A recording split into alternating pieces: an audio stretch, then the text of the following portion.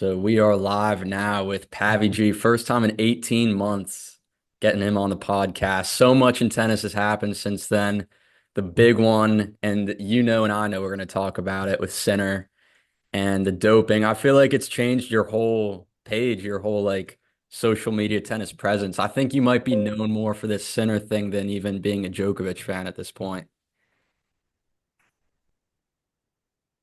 Yeah, I mean, first of all, Jet, it's great to be back on. I can't believe it's been 18 months. It doesn't feel that long, to be honest, since we last had a chat. But yeah, a lot has happened, and you're probably right. I think I've always been defined as a kind of Djokovic kind of super fan. Kind of that's kind of what always I've been defined of. But I've always been someone who kind of tennis and against the establishment. But I think the last 18 months has kind of really defined me as someone that is very vocal in the Sinner case, in the doping case, and then obviously the Swiatek doping case as well, and everything that's gone on since then. And it's something that is very passionate for me. I was not very happy with what happened and how it happened, and I've been very vocal about it on social media. Yeah, I do think there's so many details of the whole thing that don't quite add up. And you've obviously been one of the big people that have hammered those home and really gotten those details out and talked a lot about them. I mean, it's crazy he hired the same guy back recently. It's crazy that that suspension was between slams.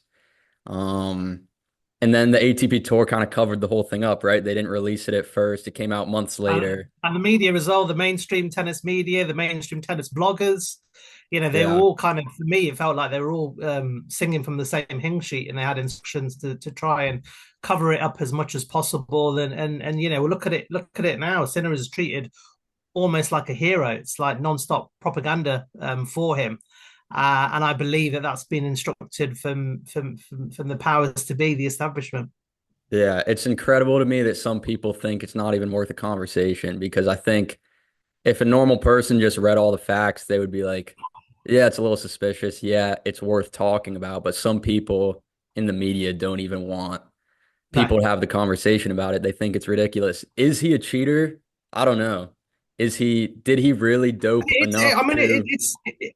yeah, I mean it's a tough one, but I mean, you mentioned the media are quick to kind of sweep it under the rug. Now you can just imagine if this was Djokovic who had Oh, yeah. failed two drug tests. You can imagine, Yeah. and the excuse that he gave it was because of a massage given to him by his physio, because his physio didn't know how to treat a cut, so he went to his fitness trainer, who was ironically also in charge of Sinner's anti-doping control. So this is how crazy this story is. This Umberto Ferreira was hired not only to be his fitness trainer, but to look at everything that Jannik Sinner ingested, whether it be food, drink, medicine, supplements. And he's the guy who's carrying a known banned substance. A trained pharmacist from Italy was carrying a known banned substance, and he allegedly gave it to Giacomo Naldi, who was his physio, because Giacomo Naldi didn't know how to treat a cut when he's a physio. And having treating cuts as a physio in the sports industry is something that you would know all the time. So a lot of it doesn't add up. Did he intentionally cheat? I don't know, but it doesn't look good. The fact that he's gone back to Umberto Ferreira really doesn't look good. But there was just so many red flags throughout the whole of the process. When it was first made to light in August the 20th, and you've got to remember they kept this quiet for 5 months. For Hmm. 5 months, That's one this of the happened. craziest parts to me that they swept it And under the rug like if that. Yannick Sinner if I was Yannick Sinner and I'd been told that I'd failed a drug test, but I was in my mind I was cleared to be innocent. There was two key things that I would have done, which I may have, and then other people may have think actually, yeah, this is a sign of someone who's innocent. I would have told everyone straight away when it first happened. I wouldn't care if they were saying, "Oh, don't this could ruin your case." Nothing can ruin the case from telling you the truth. If you spoke up and said, "Look, I've just failed two drug tests, but I'm innocent. I'm going to fight it," And this is where I am right now. Okay. He never Hmm. did that. He never did a single press conference, not a single one to talk specifically about this or a video.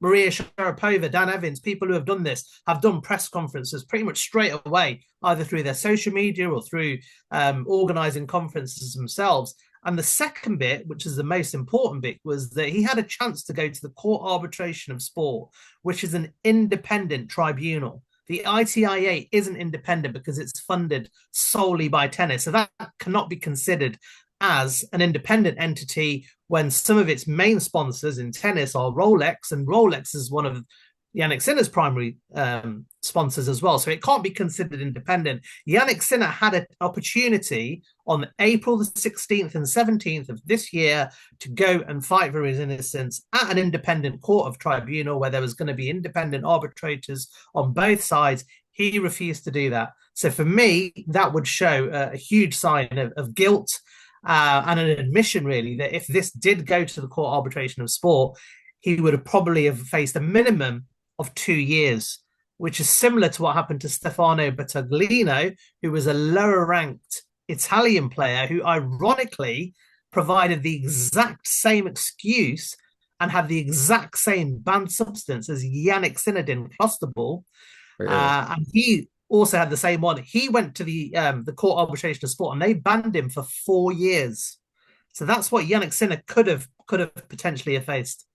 Yeah, it's obviously not the same treatment between certain players in history that have gotten in trouble for this type of thing. I do agree fully with pretty much everything you're saying. I do definitely agree that Djokovic would have been exiled from tennis if he was caught with any substance, any failed drug test. He would be pushed out of the record books almost, I feel like. Oh, he would If have been bad. I mean, we saw it when he didn't get vaccinated. Every Mhm. single media were after him just because he didn't get vaccinated. They Yeah, wanted him banned. They wanted him not to play in events. They wanted him to be banned from all tournaments. He was there. They had media hounding his family's home. They were questioning the hospital. Did he or did not have COVID? With Jannik Sinner almost silenced, and I'm the one who's speaking up to it. And then what they do is they get the people like your Andy Roddick's, your Chris Eubanks, your Pat Cashes, even, who was, yeah, really surprising for me. When Pat Cash is defending Sinner and telling me, why am I going for Jannik Sinner?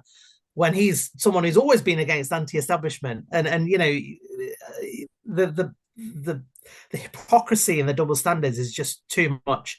And then what they will try and do is they'll try and make out that I'm a troll, I'm toxic, to try and kind of lessen my voice because that's what they're scared of. They're scared of people with a platform telling the truth and putting the facts out there. They don't want people distorted. They don't want their propaganda narratives challenged by anyone, and particularly anyone that's got a platform. And that's why I'm kind of lauded a lot of the time as a troll, as a toxic. And I do firmly believe that there are a lot of Sinner bots, paid trolls and bots that are yeah, out for there because they're sure. all new accounts open in the last year that are frantically defending Jannik Sinner, and almost their language is almost identical.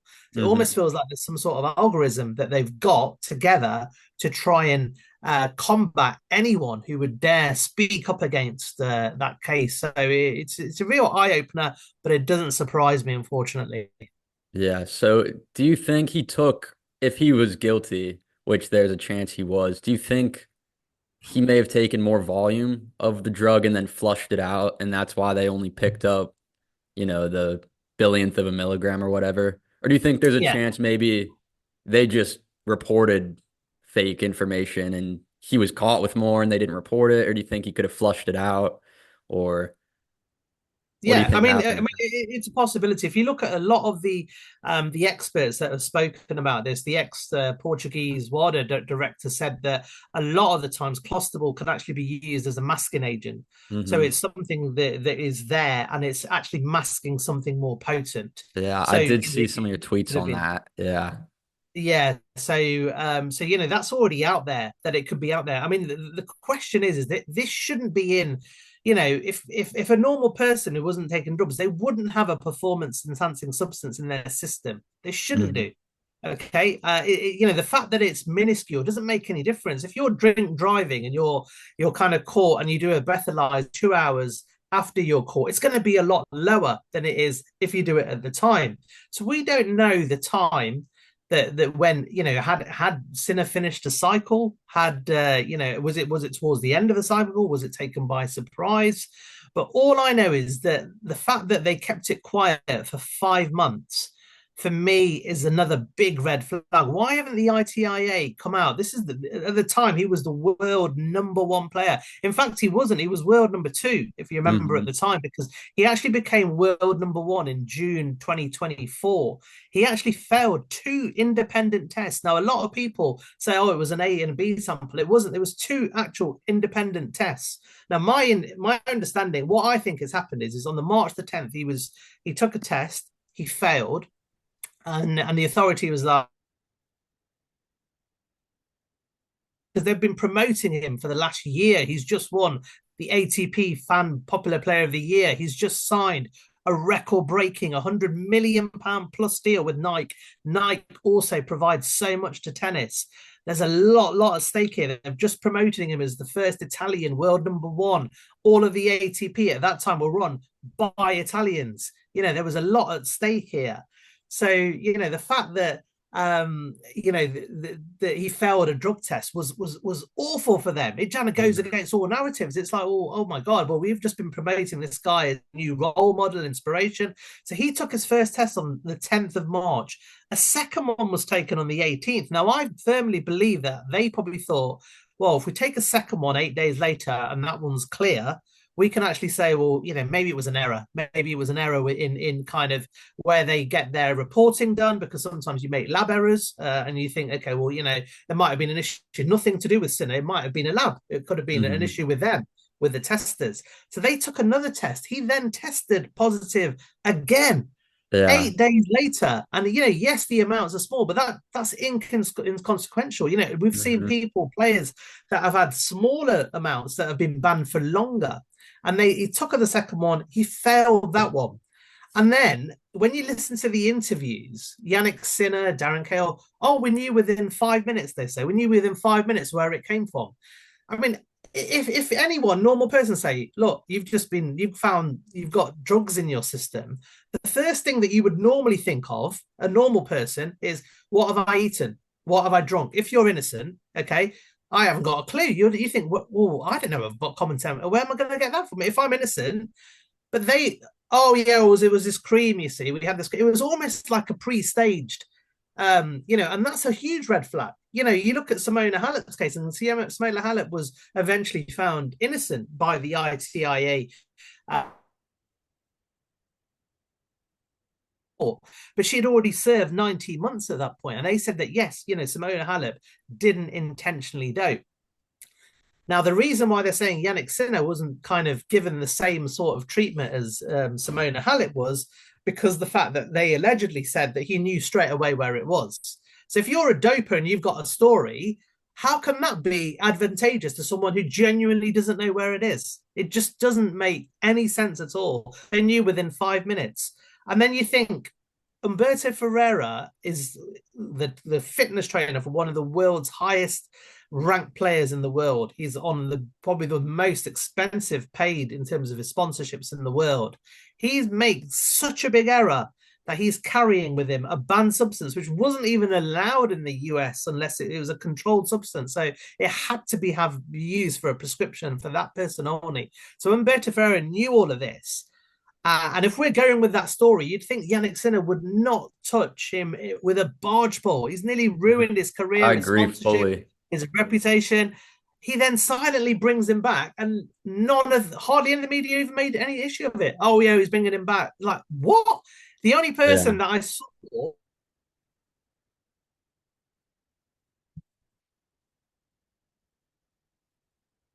that nearly destroyed your career, and no one seems to think that's a problem with it. So there's just so many red flags, and I do genuinely believe that one day the truth will come out, because I don't believe we've been told the truth. I believe everything has been hidden. And for those that think that, it's just a conspiracy, just look at everything in the world now. So many things have been hidden from us, from people in Oh yeah. politics. It comes to fruition later on. Hmm. And I think the same is going to happen in tennis, but there's obviously a protection unit within tennis, and that incorporates mainstream media. It now also incorporates bloggers as well. So you look at the people that are getting opportunities. You look at the two big podcasts now, the two number one and two ranked viewing podcasts in the entire world are the tennis podcast and the Served with Roddick podcast, and they've got Hmm. access, they've got sponsorships from big firms now. They have fast tracks to accreditations. They're getting, we saw Serve with Roddick having exclusive access in the Laver Cup. We've seen the tennis podcast have exclusive access in the slams. Some journalists who've been working 20 years don't get that sort of access. And if you look at the kind of narratives that they kind of push, they're pushing establishment narratives. And then you've got other, Hmm. people that will not speak out, and then they won't get accredited. So you just think, are these people doing things to further their own careers and their businesses, but are not actually doing what they're paid to do, which is to tell the truth? And if you're a proper journalist, you've got to ask the tough questions, even though that means going against the narratives. Yeah, I saw on the Served podcast they had Federer on, and he did make some interesting comments about the tournament organizers potentially having, the surfaces playing the same speed so they could get Alcaraz and Sinner in the final of every tournament. I guess that would mean slower courts, right? For them to just beat up on everyone else. Um, Yeah, I mean, I Federer, I think, spoke really well, because he kind of he didn't, it's difficult for him to kind of. I think Federer knows something's up here. yeah. Just looking at his body language, just looking at his initial comments when Sinner was kind of first found out. His first comment, Federer was he doesn't understand why Sinner wasn't suspended during the time of the investigation, which would make sense because the story didn't add up. So you would think for those 5 months he would be suspended during that period, because at this point they don't know where the hearings are going to go. But yeah, you are right. With the Served podcast, he kind of said the tournament directors are desperate to have Alcaraz and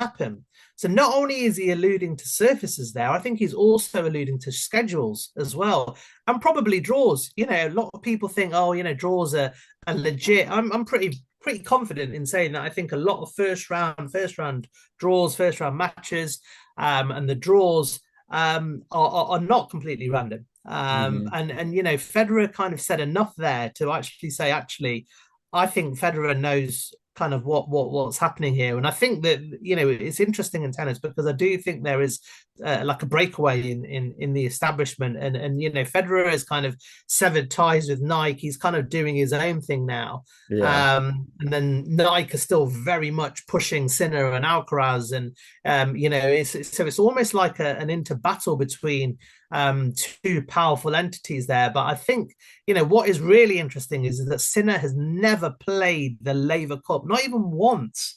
And obviously, Federer co-owns the Laver Cup with Tony Godsick.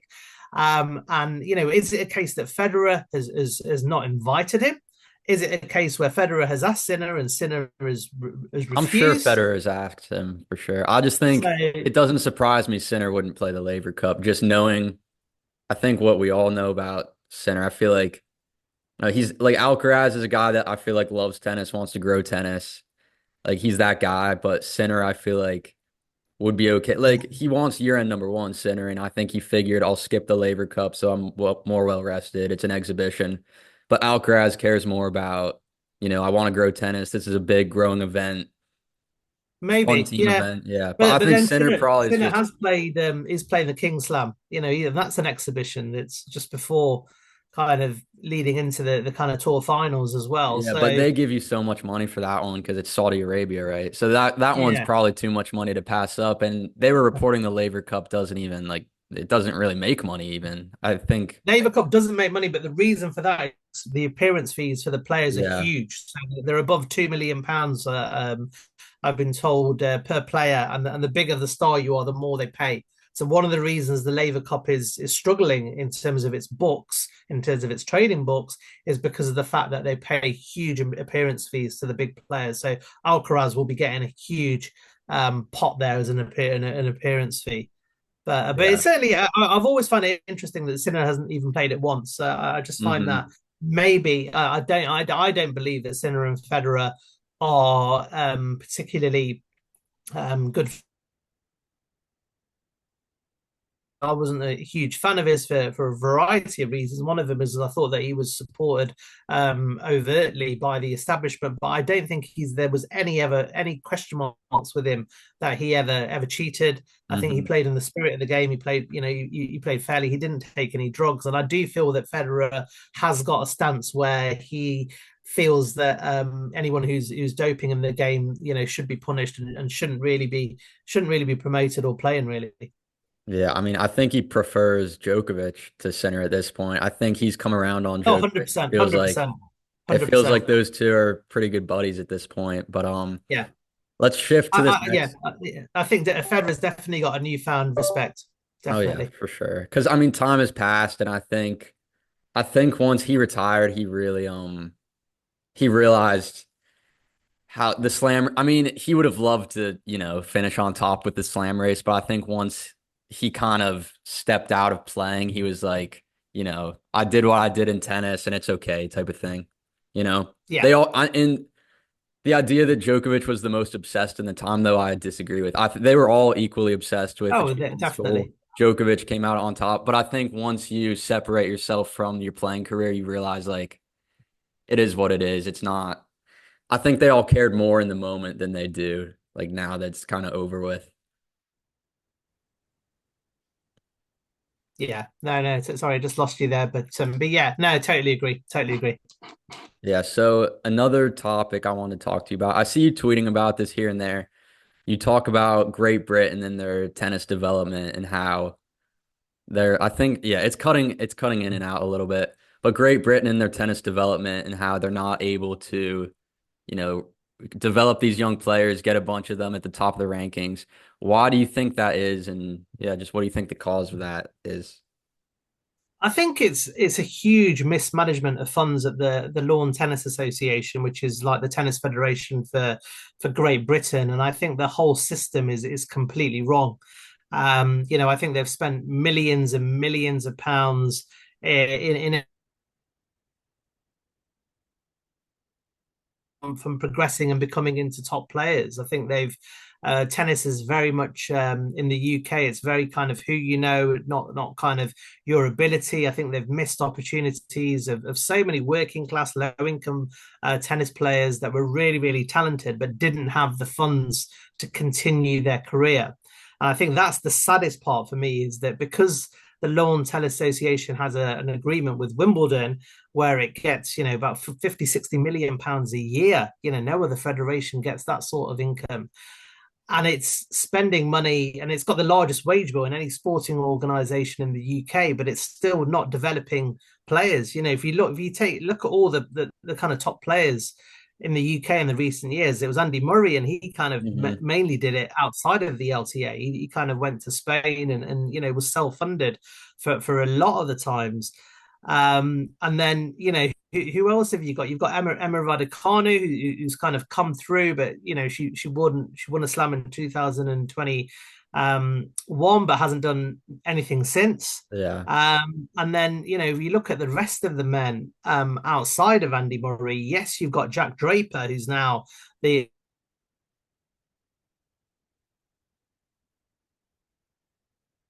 Tennis Association when he was growing up, and I've heard that he got many privileges, which you would Mhm. probably expect if your dad owns the federation. But you just think, well, was how many other Jack Drapers were there that didn't have those benefits, that didn't have those privileges, and they may have been even more talented. There was, I know for a fact there was more talented juniors than Jack Draper, but a lot of them stopped playing the sport because they couldn't afford it, and this is what Hmm.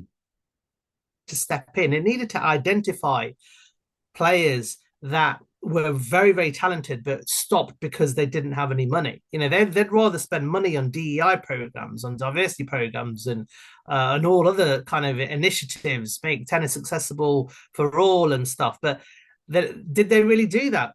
Kind of 20, 30 years ago, or they're still doing that now. I still think, you look at tennis backgrounds and everyone's parents are, doctors or, have got a really, really good job. It's very few that have come from a working class background that, their parents maybe worked in a factory or, have come from very humble beginnings. And you've got to think, well, is that just the case, but that these players weren't talented? No, the talent was definitely there. The fact of the matter is the LTIA had enough money to harness enough players to have a conveyor belt of a number of top 10, 20 players. Britain should be competing. They should have players in all, competing in the business end of the slams in every single slam. And that hasn't happened. And, you look at the only two slam winners that we've had in the last 20 years have been the British men's tennis, before that was, it was Tim Henman. And that was, Hmm. you're talking about 25 years ago now. And he didn't win a slam. Yes, he was a very good player, but he still didn't win a slam. So, um, it does frustrate me. I'm very, very passionate about British tennis. My daughter's just kind of starting her tennis, if you like. She's still very young, but it's something that I'm mindful of and I'm passionate about, and it just frustrates me that I feel that a lot of the people at the LTA do tick box exercises and say, "Oh yeah, have you done this? Have you done that?" And they're not really giving the finance where it needs attention. And again, I talk about the establishment, but none of our British tennis media will ever question them. The only Hmm. one that used to do a little bit, bless his soul, that was the late Mike Dixon, who unfortunately passed away the other year whilst covering a tennis event. He was the only reporter really in the UK that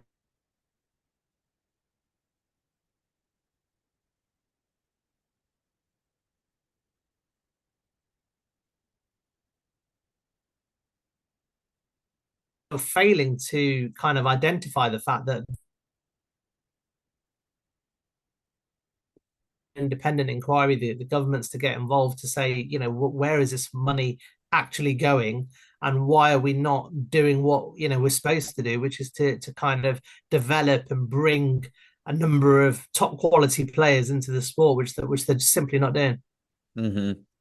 Yeah, it does make me think a little too about men's American tennis and the drought we've had since I think Roddick in 2003 US Open. We haven't had a men's slam winner. It makes me think about our process. But I mean, we have more players than Britain in the top 50, top 100. Like we have guys that are there, like a bunch of them. I think Yeah. probably as many as really any other country besides like Italy. We have like the volume, but we have Fritz in the top 10. Shelton's had a great season. He's looking like he could be a contender, but I don't know if it's just a coincidence that we haven't had, the star that really breaks through and wins like Agassi and Sampras were able to do, or if it's some issue within that we can't develop to the highest level. So I'm not sure which one I that think, is. yeah, I mean, I think with America, if you look at the men's haven't done great, like you said, Rod, was the last person to win a slam. But if you look at the women's side, they've done Yeah, they've really, done great. really well. You look at the slams the Williams sisters won, and Coco Gauff and Madison Keys, and Hmm. Amanda Amisova now is top five player as well. So, I think on the women's side, they've done really, really well. And I think the difference really between America and British is that there's a number of top players in the top 50 for America Yeah, in the male. definitely. And for the guys at the moment, as we speak at the moment, is just Jack Draper. Yeah. Jake Burnley's coming through, Cam Norrie's Yeah, Nori's form still up there a in and little out. bit. Yeah, Dan Evans is again his form's been in and out, but as Hmm. it stands today, we've got one player in the top 50, which Yeah. for the most one of the most well-resourced federations in tennis is unacceptable, and I can't, I'm astounded that they don't get more scrutiny because I know in football the media scrutinize everything that the England football team do and where the money is and what's happening to it, and if they don't progress in tournaments, the media will investigate. In the UK, they just don't do it. So I don't know, are they again being told not to investigate? or they simply don't care, which I find that hard to believe. Yeah, I know the French Federation is one of the bigger ones too, right? And they really haven't been able to get top men's players lately. Who do they have? I I mean, they mean, have Terrence Attman, he's coming up, but um, yeah, I mean, the thing is with France as well, is a bit like the US. They've got loads in the top 50. yeah. Obviously, Monfils has always been a kind of Oh permanent yeah, fixture for there, sure. thereabouts. Richard Gasquet, Gilles Simon. You've had a lot of players in the top. Arthur Feast as Yeah, they well. have He's Pericard, doing yeah. well. And yeah, the Pericard, and but they have got, and you look at the women's as well, and the women's probably haven't done as well as they could be. But you are right that that's another federation that gets money from French Open. So all the federations that hold slams get additional income and opportunities to generate more revenue. And so you can branch Australia in there as well, and Australia haven't done particularly well either. And I think a lot of these are Western countries, and I think they're probably spending money in I know they spend a lot on diversity and kind of all that sort of stuff. And maybe they should just focus on other stuff and try and focus redistribute their huge amounts of revenue in a better manner and reduce the wage bill and just try and focus in on targeting players and then developing them, supporting them, and particularly those that are struggling financially. I mean, the whole state of the tennis now, if you look at the teenagers coming through now, it's so difficult to do well in tennis without money. So you're not going to get very many Boris Beckers these days at 17 winning slams for the men's, because to do well now you need to have your own fitness trainer, you need to have your own physio, you need to have your own doctor, you need to have your strength and conditioner, and unless you're someone like João Fonseca, who's got very very wealthy parents and is backed by a lot of kind of big sponsors, you're going to struggle. And you look at I was looking at the top 100 in teenagers now. Now Jakub Mansik's 20, so he's not a Mhm. teenager anymore. There's only two teenagers Really? that are in the top 20, which are now Lerner Tien and Yao Fonseca. And you just think, 20, 30 years ago, there would have been loads of teenagers in the top hundreds, and you just show how much tennis has evolved and how much more um, emphasis has been on money. Because without that, a lot of the teenagers, unless you've got wealthy parents, you haven't got the sponsorships at that stage. You're going to really, really struggle to make it to the top, and it's a shame for me because I don't think you'll ever see 17-year-old win a Grand Slam like Boris Becker did, and we've Mhm. seen so many teenagers win slams. I think Nadal won it at 19. Yeah, Um, Alcaraz did, I think, right? He was yeah, I think 18 Alcaraz or is an 19. exception. I think he's one of the exceptions, but he's Yeah, for sure. 23 now. But I think he won his first slam at 19 as well. Hmm. But very very few, far in between now. Yeah.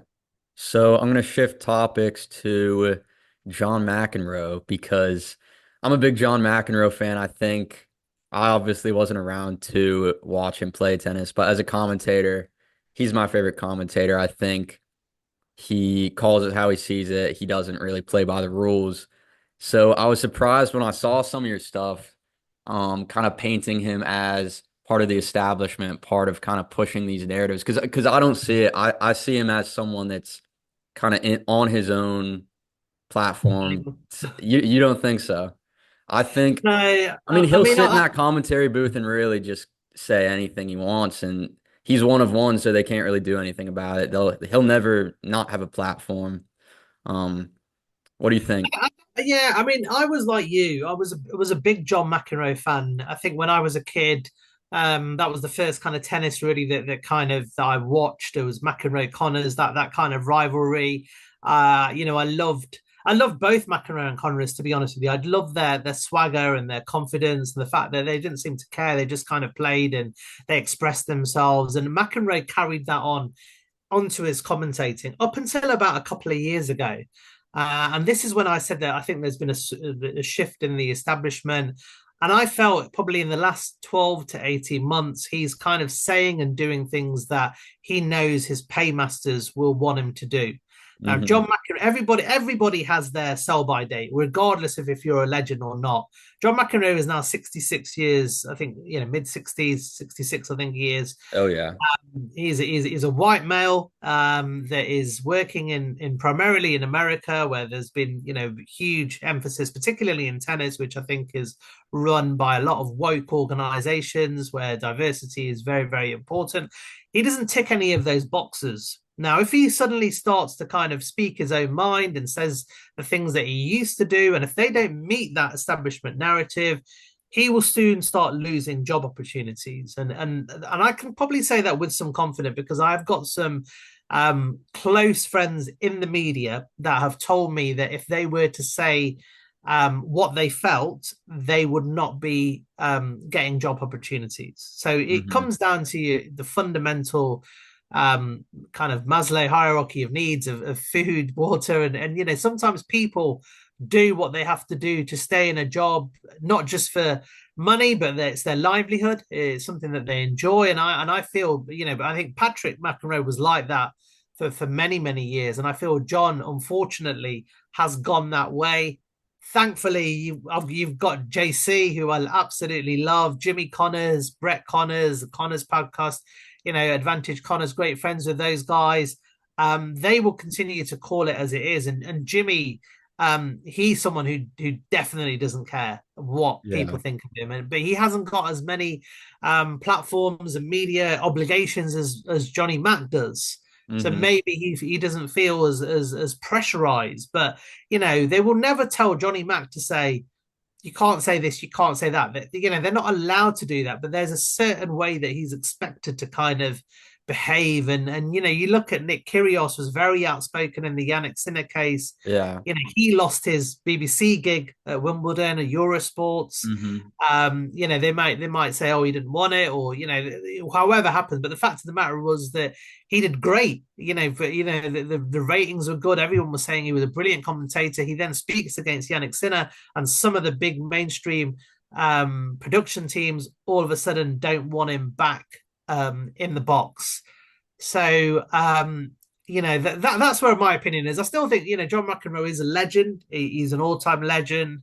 But I do feel that he is now being restricted in terms of what he may be really thinking. But that is just my opinion. It's just my opinion. Yeah, no, I do definitely see what you mean by like his employers and everything. Definitely pushing him one way. I just know he is skeptical of the whole center doping thing. He's more, outgoing on that than most in his position, I think would be. And he is hugely against the way Djokovic was treated with the whole vaccination thing. He is very, very against how they did him on that. Okay, Yeah, I'll no, I shift mean he was into, great. Yeah, yeah, he was one of the few that spoke up oh for yeah. for Djokovic in the 2022 COVID era. So I'll always be appreciative of that. But I just, yeah, I'm watching him closely. But as I said, you might turn the other way. I just feel that some of his comments recently, and the fact that he thought that Djokovic was faking. He almost alluded that he was faking a couple of injuries, which I Yeah. just I thought it was in bad taste, really. Yeah. So Djokovic, he's playing Shanghai this week. He plays Chilich tonight, right? He plays Chilich tomorrow, I Tomorrow. believe. Yeah, Okay. tomorrow. So he's been practicing today. I think he surprised a few people that he was going to play Shanghai. Yeah, definitely. He'd kind of signed up to play in the Kings Slam. So I think people were expecting him to see him next there. He kind of, I think, he made it.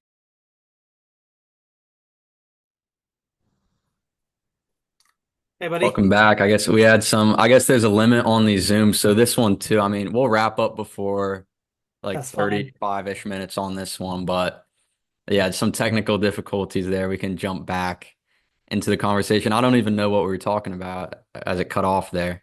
Yeah, well, I think we talked about Johnny Mack, hadn't we? Yeah. What were we talking Well, about? I was gonna take it another direction anyway. So I'm actually going to ask you about a topic I've never really seen you talk about on Twitter, and it's tennis related. What do you think about the tennis betting space, the tennis gambling space? Do you ever dabble into any of that? Do you ever see any of it? Because it's a real big thing in betting, is like betting tennis, because there's always matches you can bet. ATP, WTA, Challenger, it's on 24/7. So a lot of these gamblers have built really big communities on tennis betting, and I see it all over Twitter. I've gambled a lot in tennis in the past. Maybe not so much now because I think at the end of the day, as they always say, the house always wins, and it's Yeah. really difficult to win. But I've always been very statistically minded, so I've always kind of been someone that kind of will try and use my knowledge and experience and try and think, okay, well, I can make a bit of money here if I, know the ins and outs of a player's form and ability and kind of going into that and yeah, you can be successful, but less so these days. But yeah, I absolutely have seen the explosion of gambling platforms in tennis and sponsorships, and to be honest with you, in the UK now, it's quite difficult to watch tennis without a very expensive subscription. And I find that a lot of the bookmakers, all you need to do is open an account. You don't even need to place a bet. Will have nearly every single match covered, whether it be a big tournament, a big Masters event, or whether it be a futures event. They have pretty much got cameras at every single tennis event, and for a tennis addict, like myself, that's great. So a lot of the times I'm actually on gambling platforms, not gambling, but actually watching the feeds and watching the live coverage that they show for free. Hmm. My thoughts on it. I mean, it's a difficult one, really difficult one. I think the tennis gambling industry brings a lot of revenue to tennis, Hmm. which then obviously filters its way through to the players. And ultimately, organizations can then build better facilities and so forth. So you think that, yeah, it's growing tennis, but then there's obviously the side of it that gambling is very much a big problem Yeah. at the There's a lot moment. of Probably not. abuse towards players, right? There is. I mean, there's twofold. There's gamblers obviously that are abusing players with some really vicious and vile kind of messages that they Hmm. kind of send to people that they've backed and they haven't won.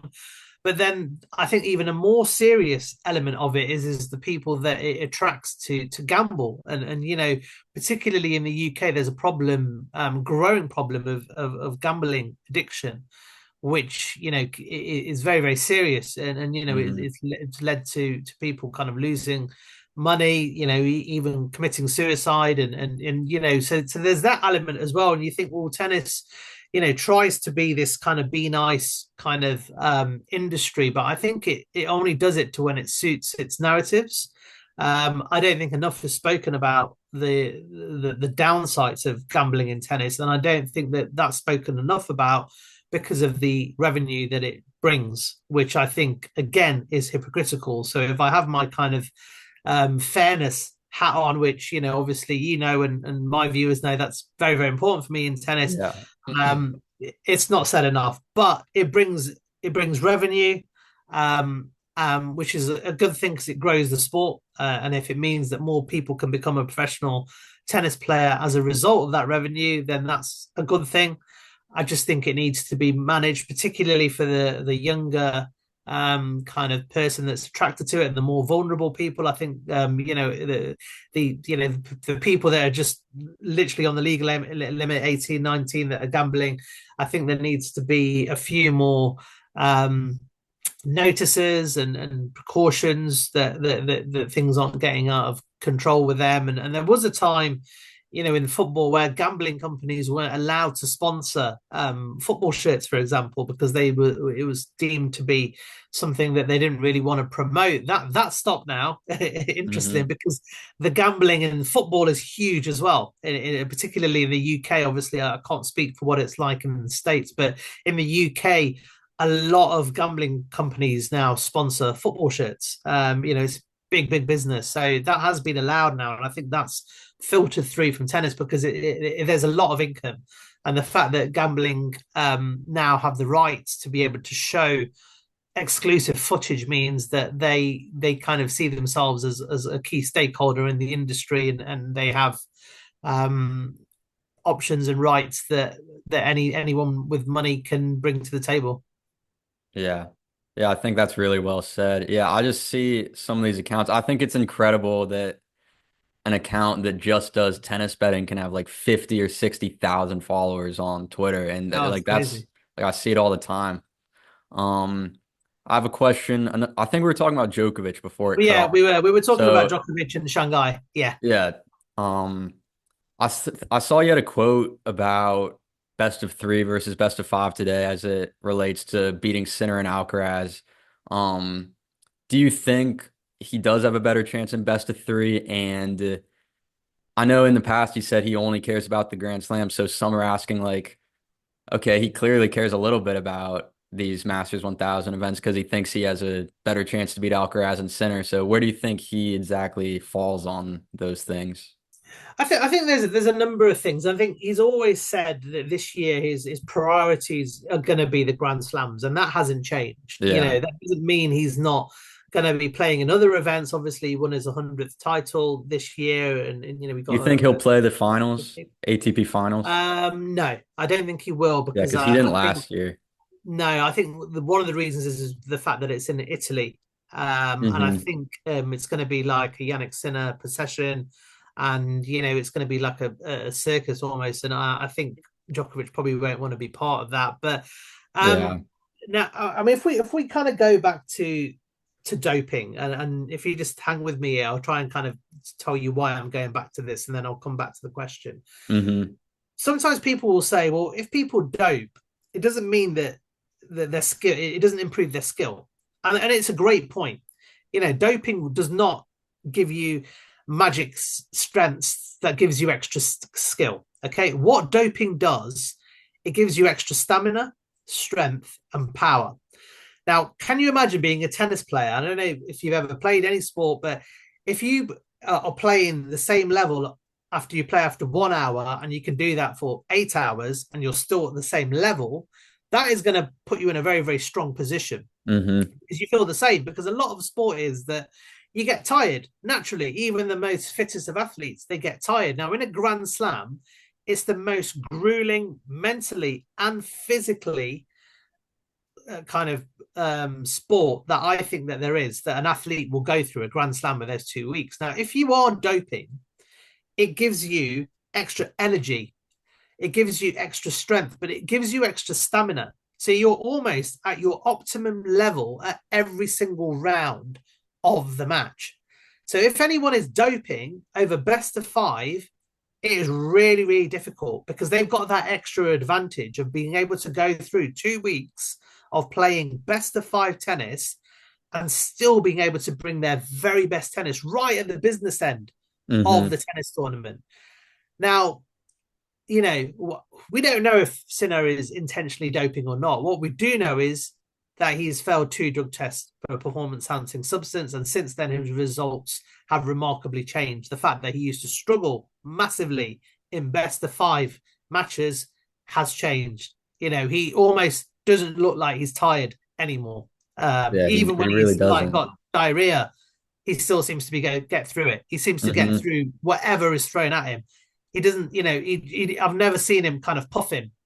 Even after a big rally, he seems to have huge amounts of endurance. Whether that's physical, whether that's natural or not Yeah. natural, I don't know. Well, So I it's think worth noting Djokovic, that used to be one of his downfalls in yes, 2023 and before, for yeah, sure. hugely, Hmm. hugely. Now, I think with Djokovic, he knows, and he's shown enough this year that in a week or 2 weeks, best of three, if he's at his best, he can still beat anyone. Um, and I still believe that's the case. I think Djokovic believes that's the case as well. Now, Yeah. what he doesn't have on his side is that he's now 38. So coming towards the end of a Grand Slam is when Djokovic, his body isn't quite tip top shape as it was 10, 15 years ago. And if he's now playing against players that are getting extra advantages, it becomes an issue in a best of five, but that doesn't become an issue in a best of three because Djokovic is still very, very fit, and playing a tournament in just over a week in a best of three tournament means he's still relatively fresh, which Hmm. means that he's still got his game. So I think one of the reasons that Djokovic wants to play Shanghai is to challenge that theory, to Yeah. say, okay, I'll put my hands up, he might say, and say, over best of five, Alcaraz and Sinner are now getting a little bit of an edge on me, not because of skill, but because towards the end, my body is letting me down, or I'm just not 100% anymore. Now, but he will still believe that if he plays his best tennis in a shorter format, he's still the best player on the planet. So I think one Hmm. of the reasons he's playing Shanghai is to test that notion, to say, look, can I still compete? And can I still go deep in a best of three? And, do I still feel physically fine after that week? Because I think in the slams that he's played this year, the first week he's kind of coasted through He's been most of them. unbelievable. Yeah. Just like old Djokovic Yeah, and almost. he's only lost like one or two sets in those weeks, and he's Hmm. kind of won his quarterfinals relatively comfortably. When it comes to the semi-final, that's when he doesn't. He just, I've watched Djokovic play for 20 years. In their semi-finals, he looks tired. He looks tired, and it's Yeah. understandable. I think with the Grand Slam and the fact that he's not match fit, he doesn't play tournaments week in week out. It's a different type of fitness, and I think the only reason that Djokovic hasn't won a slam this year is because he's felt it physically, but possibly also mentally as well, because it's physically and mentally grueling a Grand Slam. So I think he wants to see Shanghai, see where his game at. He's got a huge fan base in China, and I think that's another reason why he enjoys playing there. He's won Shanghai a number of times. He's got a huge fan base there. He likes the conditions there. So that's the reason why I think Djokovic is playing, and it's a challenge for himself. I really want Djokovic to play Sinner in Hmm. Shanghai. I say that sincerely. I know Sinner has beaten him the last kind of 4 or 5 times I think they've played. Hmm. I want to play. I want to see Djokovic play Sinner this time, and I think a fully fit Djokovic will be able to beat Sinner. But well, let's see. Yeah, man, I think it's unbelievable that Djokovic was able to reach all four semifinals. It's one of the great achievements you'll ever see. It's one of the great achievements of his career even, and he's had every achievement there is. I think what was most telling to me out of all those four semifinals, obviously in most of them, the body really wasn't holding up. Like Wimbledon specifically was bad with the body. Like he wasn't there from the start. The Australian, he had to pull out after the first set. And I think at the US Open, Alcaraz was just really peaking high Yeah, in that second week. But it was that French Open semifinal that surprised me because he was there in that match. That was a really competitive match, and it felt like it was actually the big points. He wasn't himself on the big points. Like he was in position, to break center, take sets, and prolong that match. And if that match went 4 or 5 sets, I think we're all backing Djokovic to actually pull it out and win because I mean, Sinner doesn't really get pushed to 4 or 5 sets very often, and when he does, he a lot of times still doesn't really come out on top or look as great. So yeah. that one was surprising for me to see for Djokovic to kind of falter in some of those big moments. I think for me, from the four slams, the two that I felt most gutted were the Australian Open because I thought he was playing some of his best tennis. The match that he beat Alcaraz in the quarterfinal Oh, was some of the that's best incredible tennis. that he did that. Yeah. But obviously he had a hamstring tear, so he had to pull out. So I think if he didn't Hmm. have that tear, he would have beaten Sinner in the final comfortably. And then the other one was Wimbledon, and I was there for the quarters and the semis, and he had a big fall against Caboli. It was on Yeah, match that point, it derailed him. Yeah. and I was not sat a million miles away from the incident, and I heard the thump, and I saw Djokovic immediately look up to his camp, and I saw his camp look very, very worried. And he had that hip injury, and he shouldn't have even played. So I know for a fact that Yeah. the next day they were saying that Djokovic in his camp that he was going to withdraw from that match, and he wasn't in good shape. So The two that hurt me the most were those because I think that if he didn't have those injuries, he would have won two slams. He would have won the Australian Open and Wimbledon. Hmm. But like you said, I think the US Open, I think Alcaraz, like you said, was just too good. I think Djokovic Yeah. hadn't played for many, many weeks, and I think it just caught up with him at Yeah, and the that end. second And set Alcaraz was played great brilliant. level. That was an Oh, it incredible was set. insane And then level. it felt like once he wasn't able to get through that, it was just going to be too much to ask. And Yeah, and I think Sinner on clay, he's proved that he's becoming a very strong player on clay. But I think it's what Federer alluded to is like all the surfaces are playing very, very similar. So, hmm Sinner and Alcaraz are used to these surfaces now. And if they're all similar for the slams, it gives them a huge advantage because they don't have to change any of their tactics. They don't have to change any of their play. And that's what Federer was alluding to is that that's a huge, huge advantage going to each slam, knowing that each surface is playing the same, the balls are playing the same. And that's never kind of happened before. So it'll be interesting. Look, I think Djokovic's Shanghai is going to be his last major kind of big event that he plays. I don't think he's going to play tour finals. He has qualified, pretty much yeah. qualified for that, but I don't think he will play that. So it'll be interesting to see how he goes. Obviously, he's got Marin Cilic tomorrow. He's very, very good friends with Marin Cilic, Yeah, Battle of the that'll be a Bomb. fun one for old time's sake. Absolutely. And Cilic in the last year has got some really, really impressive results. So it's not going to be an easy game Oh by yeah. Fourth any round of stretch of the Wimbledon, means. I think, right? Yeah, Yeah. so that'll be good, but I just want him to kind of get through the week healthy and if he loses fair and square, great. I just don't want him to lose because he picks up an injury or has a few physical issues which he's had a lot of this season, unfortunately. Yeah. Okay, so I have two more questions for you. The first is, who do you think you'll support after Djokovic retires? Who will I be the will number one support. guy? Yeah, I mean, mainly like I do now. I'll support the players that I believe kind of have a voice and speak up against the establishment. People like Denis Shapovalov, who kind of, he doesn't seem to be phased by speaking up against the establishment.